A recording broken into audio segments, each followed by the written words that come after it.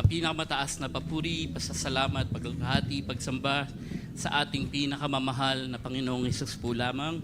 And we give double honor to our parents in the Lord. We always remember and cherish the blessed preachings and teachings of our beloved Honorable Pastor, Willie Stada Almeda, and our beloved Assistant Pastor, Lina C. Almeda. And greetings to the beloved Almeda family, our beloved Minister Wildy James, beloved Sister Teen, who is with us today dito po sa dako po ng Baleho. And greetings as well po sa ating beloved Ian, beloved Christian, beloved baby Amaraya, and beloved baby Zio. Praise the Lord. And greetings din po sa ating mga magagawa nating bananagawain, ating beloved preachers, beloved choir, beloved musicians, sa inyo pong lahat nandito ngayon, sa ating mga visitors, sa ating pong webcast viewers, magandang tanghali na po sa inyong lahat. Praise the Lord. Hallelujah. Una po sa lahat, ako po yung lubos na nagpapasalamat sa ating pinakamamahal na Panginoon sa pagkakataon pong ito na makapag-testify po muli. Praise the Lord. And pasalamat po ako sa pagpaparating niya ng malulhati sa ating lahat dito ngayon sa banal na gawain. Hallelujah. Praise the Lord. Sa patuloy na gawain na talagang walang pinipiling panahon, mga minamahal, patuloy ang pagpupuri, paglingkod sa ating pinakamamahal na Panginoon, yung ligayang paglilingkod, mga gawain, mga minamahal, parang everyday service, mga minamahal, parang anniversary, kumbaga, yun po ang pakiramdam, mga minamahal. Praise the Lord. And I'm thankful po sa ating, nagpapasalamat po ako sa ating pinakamamahal na Panginoon sa mga blessings, sa mga continue na blessings na nare-receive namin sa aming kalusugan, sa financial, kumbaga, nandyan po yung pag-provide ng needs namin, sa pag-iingat, sa amin, sa aking mga beloved family, beloved wife, beloved son, and talaga hong yung pagpapala na talagang kahit man minsan talagang hindi ko namin nakakasama yung beloved ko, kumbaga talaga nandyan po yung pag-iingat, and talagang it's a blessing, mga minamahal, na talagang nandun pa rin, naririnig ko pa rin sa kanila yung sa gawain pa rin, hindi sila lumilipat, kano man mga invites, talagang nandyan po talaga yung pag-stick namin sa tunay na gawain ng ating Hallelujah. pinakamamahal na Praise the Panginoong Lord. Jesus. Praise the Lord. Praise the Lord. And pasalamatan ko lang din po ating pinakamamahal na Panginoon sa pagbabago niya sa buhay ko. Talagang Amen. Hallelujah. sobrang ligaya, mga minamahal. Right. Hallelujah. Praise the Lord. Talagang di ko makita yung dati kong sarili, mga minamahal. Kumbaga sa picture na lang ho talaga yun. But then yung buhay ko ngayon talagang nandito na nasa pangmahal na Panginoon na. And talagang sobrang, kumbaga yung buhay ko talagang hindi na ho talaga, wala na yung mga outside, mga party, mga minamahal. Talagang buhay na talagang nandyan na lang ho yung nasa bahay ka, tapos nasa gawain ka, talagang yun na lang ho talaga yung buhay na talagang I always na nilulook forward palagi, and talagang it's a blessing ho talaga na meron tayong nadadaluhan na gawain na sama-sama tayong Hallelujah. sama-sama sa ating pinakamamahal na Panginoon. And talagang patuloy po yung guide ng ating pinakamamahal na Panginoon sa amin. Talagang yun po yung talagang madalas kong talagang nakikita, and somehow talagang unahin lang talagang gawain ng ating pinakamamahal na Panginoon. Andyan po lahat ng mga kahilingan natin natutupad, mga minamahal. And somehow talagang sa buhay ko po, kumbaga year 2004, nung una ko pong nakilalang gawain ng Jesus Miracle Crusade, nasyaran po ako na aking beloved younger brother na ano daw po, dito sa gawain ng Jesus Miracle Crusade, lahat ng uri ng sakit gumagaling. Kaya ho talagang nung time na yon po, ako po may sakit, kumbaga for more than 6 weeks po yon, mga minamahal, na on and off po yung fever ko. Tapos so nagpa-check up ako sa doktor, and somehow talagang wala po silang makita. Healthy daw po ko, and somehow iba po yung nararamdaman ko sa sinasabi nila. And yun nga ho, parang dahil sa malayo ako sa paglilingkod o wala po ako sa tunay na gawain nung time na yon, talagang takot na takot ako dahil hindi ko alam kung ano ang meron afterlife. Kaya ho talagang ako ay talagang parang wala na po akong hope nung time na yon. But then nung nasharean po ako na dito nga daw po lahat ng uri ng sakit gumagaling and talagang nabuhayan po ako ng loob. And then the next service po talagang mga minamahal, talagang that was June time po yon nung 2004. Talaga, May po pala yon. And talagang doon ko po nakita na talagang buhay ang ating pinakamamahal na Panginoon. Amen. Hallelujah. Talagang Praise the yung sakit Lord. na yun, mga minamahal, nawala na po yun. Kumbaga, yung pina-check up ko na yun, talagang nagpa-physical, CT scan pa ho ako para malaman yon. Pero talaga wala po pala yon. Kumbaga pinagaling po ako ng ating pinakamamahal na Panginoon. Hindi na po bumalik yung sakit na yon. And nagpatuloy po ako, glory to God, sa pagdalo talagang hanggang sa talagang binago ng ating pinakamamahal yung buhay namin. And talagang yung time na yun, talagang yung mahal, nandun po ako sa mga sanlibutan ng mga trabaho where, dalawa po yung trabaho ko noon. Kumbaga, one is my full-time job dun sa isang corporate office, and then yung isa po is yung nagpo-produce po kami ng mga events dito po sa dako po ng Baleho, yung mga Filipino artists po sa dako po ng Pilipinas, nag-concert po sila dito, and we're the people behind that mga events, mga minamahal. Talagang very risky business po, mga minamahal. But then yung sa ganun pong trabaho, nag-i-enjoy po kami. Kumbaga, marami kami nami-meet na mga tao. And kala ho namin ganun po pala yung kaligayahan sa buhay. But then mali po pala, mga minamahal, na tunay na kaligayahan pala natin nasa ating pinakamamahal na Panginoon po Hallelujah. lamang. Praise the And, Lord. talaga hong yun po, habang talagang yung pagkakasave namin, talagang we continued. But then later on ho, nawala na po yun, mga minamahal, dahil namin natutunan namin, glory to God, talaga ang ating pinakamamahal na Panginoon lang po ang dapat purihin. And talagang yun po, as in talagang hindi na kami na involved, and somehow talaga hong we focused talaga ho sa mga bagay na talagang para sa ating pinakamamahal na Panginoon. Amen. Hallelujah. But then, yung sa paglilingkod ko po noon, dahil sa kabataan, dahil bali on and off pa rin po ako. Kumbaga, yung paglilingkod ko, kung kailan ko gustong dumalo, doon lang ako dumadalo. Although ginagamit na po ako noon bilang musician, pero talaga ako pa rin ang nasusunod sa aking paglilingkod. Kumbaga, hindi po ako naging concern. Ganun po, mga minamahal. And until dumating yung year 2007, na dumating po ako, nagkaroon po ako ng trials, na nagkaroon po ako ng malaking utang, mga minamahal. Halos almost 100,000 po yun. And I thought with my job po, mababayaran ko yun. And somehow talagang yung situation ko, pahirap ng pahirap. And yun po, iniisip ko talaga na may paraan, pero talaga yung huling po talagang inilapit po sa ating pinakamamahal na Panginoon, na humingi po ako ng tulong. Talagang I promise, glory to God, talagang na aayusin ko paglilingkod ko sa ating pinakamamahal na Panginoon. Amen. Hallelujah. 3 times a week. And gayon po yung ginawa ko, glory to God. Talagang kumbaga sa una po, kumbaga that year, kumbaga dire-diretso lang, but then nangyari po, mga minamahal, hindi pa dumating yung pagpapala. Kumbaga nawalan pa ako ng trabaho, kumbaga yung kinikita ko na lang is enough na lang po para doon sa pambayad sa bahay. Yung mga bills talagang kulang-kulang na, halos kinatawagan na po ako ng mga collections. And talagang wala po akong magawa, mga minamahal, pero pinagpatuloy ko po yung And hallelujah. promise sa ating pinakamamahal na Panginoon. And 2009, mga minamahal, pinagkalooban ako ng trabaho ng ating pinakamamahal na Panginoon, na mas better po dun sa nawala akong trabaho.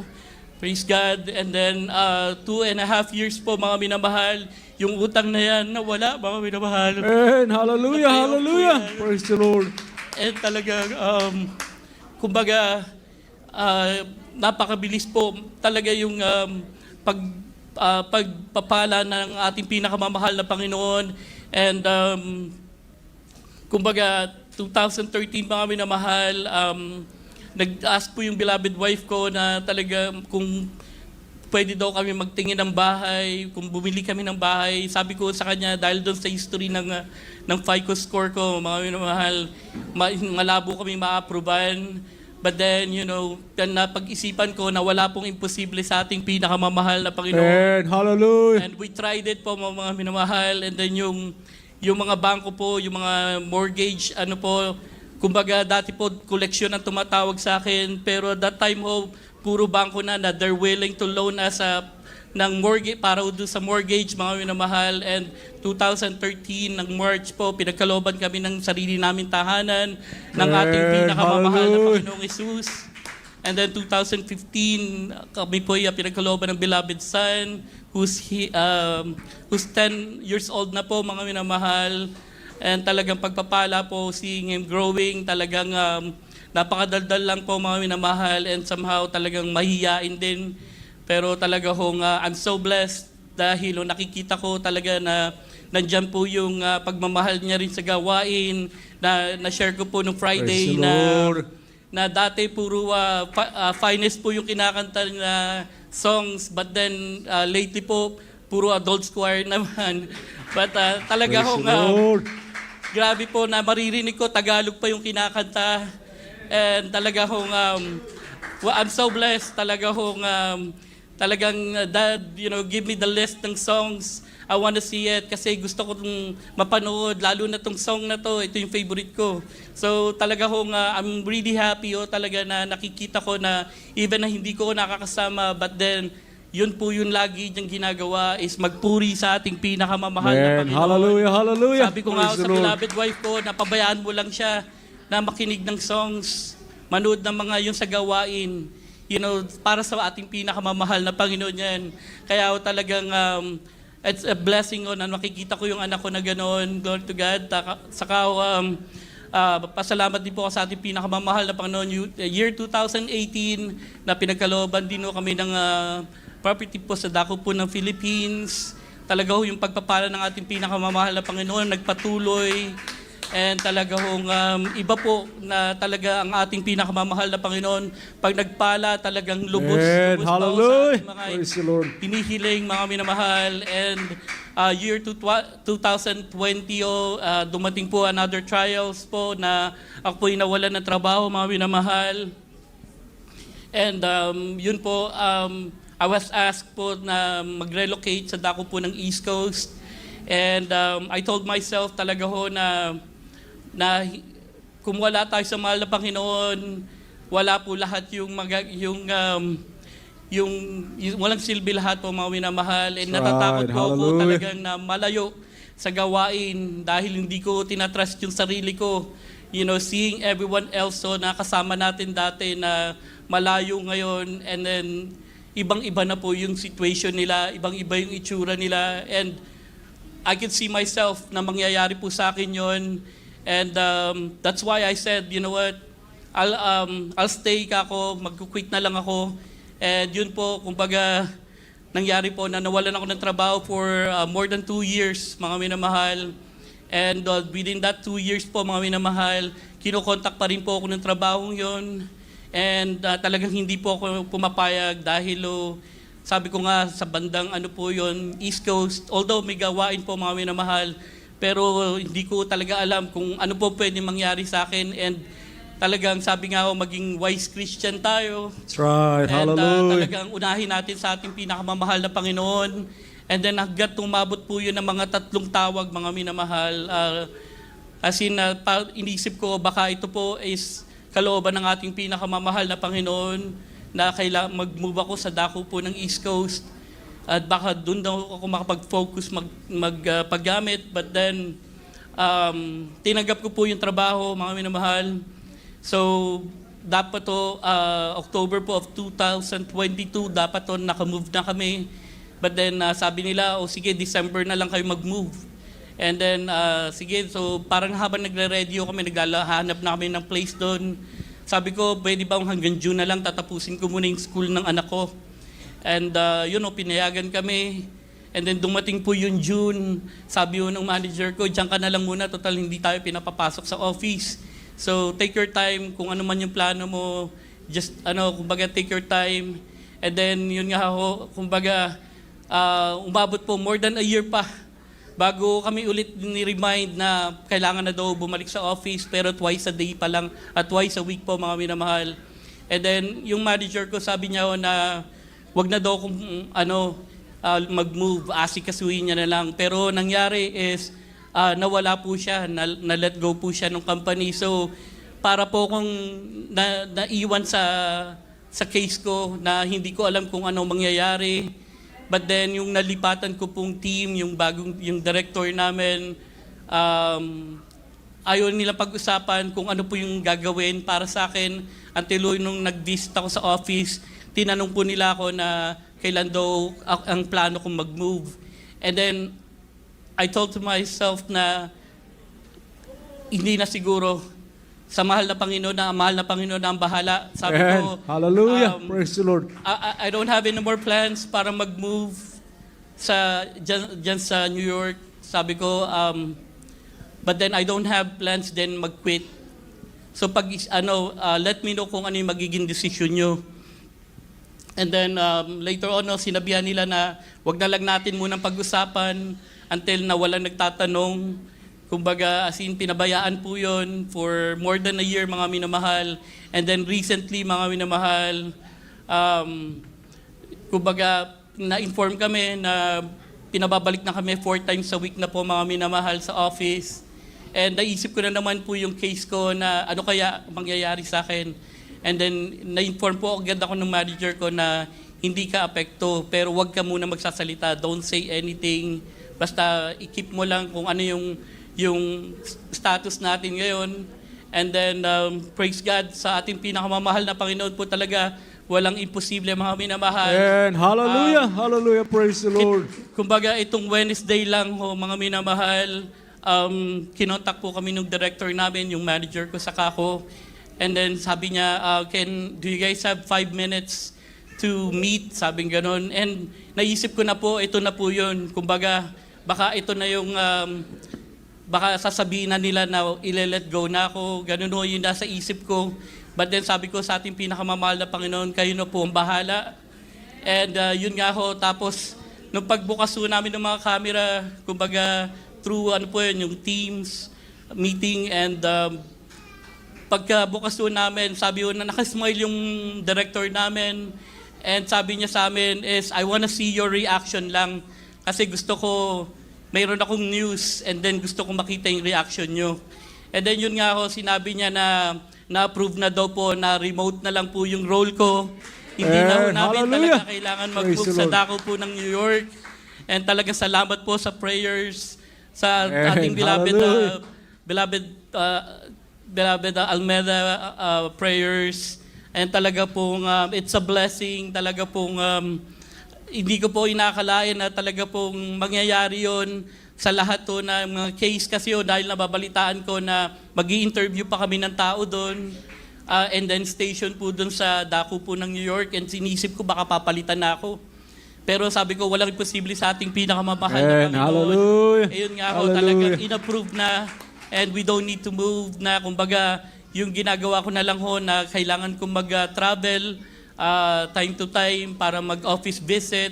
And yun na lang po mga minamahal. And glory to God, talagang financially, malaking tulong din po sa amin dahil yung tax na binabayaran ko, 2 po mga minamahal, isa sa dako po ng New York, saka dito sa California. And this time po dahil i-adjust na yung status ng trabaho ko. And then isa na lang po mga minamahal, and yung medyo malaki ho yung tax namin. But ang mahal na Panginoon po ang magpapawi ng mga gastusin na yan. Hallelujah. And talagang yan po inaasa ko sa ating pinakamamahal na Panginoon, and pasalamatan ko lang din po ating pinakamamahal na Panginoon sa pag-iingat niya sa akin. Talaga yung sa aksidente lang po na nangyari dyan sa tapat po ng McDonald's, dito lang po mga minamahal. talagang grabe po mag-ingat ang ating pinakamamahal na Amen. Panginoon. Hallelujah. Kumbaga, I could Praise be the gone Lord. or paralyzed mga minamahal dahil talaga sa passenger po talagang tama po ng sasakyan, but then yung makina po ang tinamaan ng sasakyan, and talagang total wreck po yung van namin. And salamat po sa ating pinakamamahal na Panginoon. Praise the Lord. Hallelujah. Sa pag-iingat, Hallelujah. Praise the Lord. And talagang, yun po talaga yung naisip ko na after dito sa mundo, sa ating pinakamamahal na Panginoon na tayo, but then talaga pasalamat po ako talaga sa pag-iingat. Talagang right now, talaga yung time na yon, gas-gas lang po yung mga na nangyari sa akin, but then talaga hindi ko kailangan magpadoktor ng time na yun, mga minamahal. Kaya salamat po sa ating pinakamamahal na Panginoon sa Praise the patuloy na Lord. blessing, sa pag-iingat, sa pag-provide niya sa amin ng mga needs namin, higit po sa spiritual. Ang pinakamataas na papuri, pasasalamat, pagluluhati, pagsamba sa ating pinakamamahal na Panginoong Jesus po lamang. Praise the Lord. Hallelujah. Hallelujah. Praise the Lord. Praise the Lord. Purihin ang ating pinakamahal na Panginoong Jesus. Hallelujah. God bless po sa ating